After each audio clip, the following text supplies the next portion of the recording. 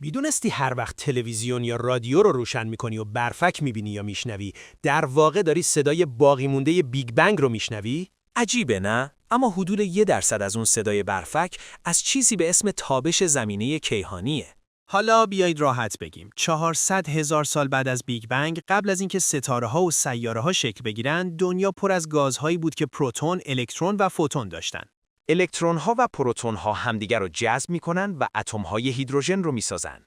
اون موقع جهان حسابی داغ بود، مثل سطح خورشید، هزاران درجه. تو اون دما ذرات نمیتونستن به هم بچسبن و هیدروژن بسازن.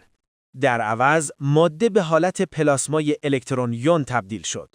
پلاسما یه چیز خاصه، چون کدره و نور، همون فوتون‌ها که جزء اصلی جهان هستن، نمیتونن ازش رد بشن. نور تو این محیط گیر میافتاد و نمیتونست فاصله بگیره. با گذشت زمان و بزرگ شدن جهان، پلاسمای فضا شروع به سرد شدن کرد. وقتی دما پایین اومد، الکترون‌ها و پروتون‌ها با هم ترکیب شدن و هیدروژن خنثی ساختن. با این اتفاق جهان شفاف شد و فوتون‌ها آزادانه تو فضا حرکت کردند. اون موقع بیشترشون نور مرئی بودن. تو 10 میلیارد سال گذشته جهان که منبسط شد، طول موج فوتون‌ها هم کشیده شد. از اون زمان این فوتون‌ها مثل گاز سرد به شکل امواج مایکروویو در فضا در حال حرکتن. جالب اینجاست که آنتن‌های تلویزیون و رادیوهای قدیمی به فرکانس‌های مایکروویو حساس هستند. پس وقتی اون نویز رو میبینی یا میشنوی، با اینکه بیشترش از خورشید و وسایل الکترونیکیه، یه بخش کوچیکش واقعاً نور لحظه تولد جهانه.